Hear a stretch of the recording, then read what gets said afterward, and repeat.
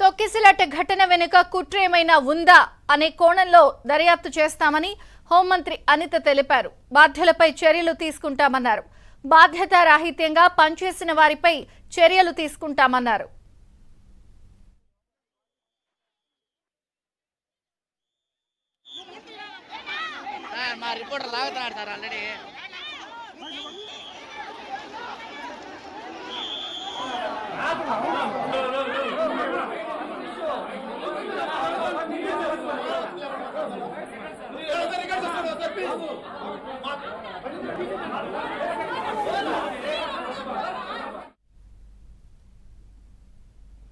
తిరుపతి తొక్కిసలాట ఘటనలో మరణించిన వారి కుటుంబాలకు ప్రభుత్వం ఇప్పటికి 25 లక్షల రూపాయల చొప్పున ఎక్స్గ్రేషియా ప్రకటించింది.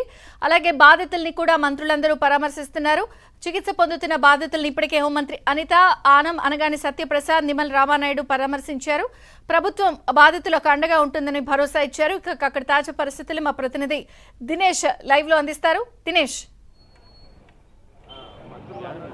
విజయ్ చంద్రిక, మొత్తం మీద మంత్రులందరూ కూడా ఇప్పుడు కాసేపటి క్రితం మార్చిరి దగ్గరికి వచ్చారు. మొత్తం 6 మృతి చెందితే అందరికీ కూడా పోస్ట్ మార్టం పూర్తయింది. వారందరికీ కూడా ప్రత్యేక అంబులెన్సుల ద్వారా వాళ్ళ స్వగ్రామాలకి ప్రత్యేకమైనటువంటి అధికారులని కూడా ఏర్పాటు చేసి పంపినటువంటి పరిస్థితి. ఇప్పుడు మనం మార్చిరి దగ్గరే ఉన్నాం. టోటల్గా ఇక్కడ ఉండేటువంటి అధికారులందరూ కూడా చివరిగా ఒకే ఒక బాడీ ఉంది, దాన్ని పంపించేటువంటి ఏర్పాట్లు ఉన్నారు. మరోవైపు మంత్రులు ఇక్కడికి రావడం జరిగింది. వచ్చి వాళ్ళు పూర్తి స్థాయిలో యొక్క సంఘటనకు సంబంధించినటువంటి దర్యాప్తు చేయాలనేటువంటి అంశాన్ని ప్రస్తావించారు. ముఖ్యంగా హోంమంత్రి ఒక కీలకమైనటువంటి వ్యాఖ్య చేశారు. ఈ సంఘటన వెనక కుట్రకోణం ఉందని చెప్పి సోషల్ మీడియాలో కొన్ని వీడియోలు వైరల్ అవుతున్న నేపథ్యంలో దాని గురించి మీడియా ప్రతినిధులు ఆమెని ఆ విషయాన్ని ప్రస్తావించారు.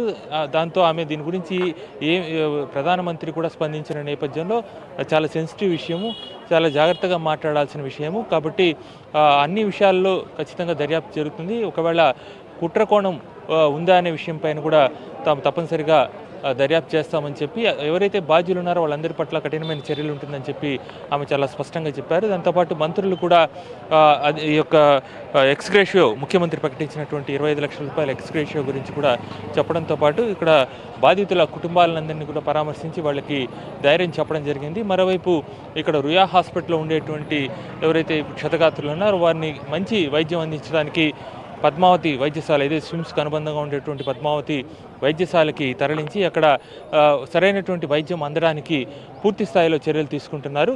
ఈ నేపథ్యంలో అక్కడ కూడా మంత్రులు స్వయంగా వెళ్ళారు. దాంతోపాటు కలెక్టర్ కావచ్చు, జిల్లాకు సంబంధించినటువంటి అధికారులందరూ కూడా అక్కడికి వెళ్ళి వాళ్ళందరినీ కూడా పరామర్శించడం జరిగింది. మొత్తం ఇక్కడ